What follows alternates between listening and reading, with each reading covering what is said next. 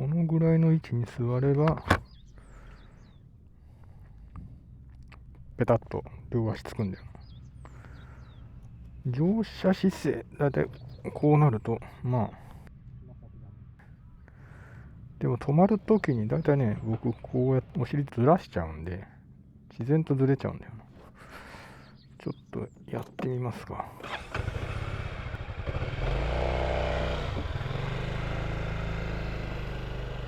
U ターン楽々。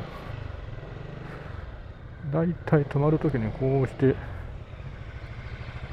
こうやって止まるんで、そうするともう両足ペタッとついちゃう。で走り出すときにこの状態から、とるかな、この状態から走り出すときはもうこうやってふっと後ろ乗っけちゃうんで、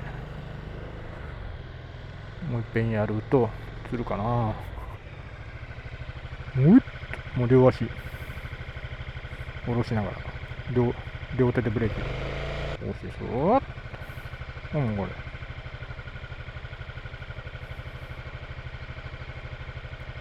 一遍飛ぶ。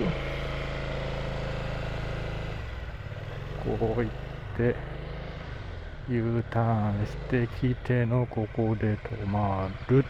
こんな感じ。U ターンはすごくやりやすくなったな、 CRF より。僕は止まるときはこうまあなんならこうやって立てると、まあこんな具合でございます。足つき具合以上。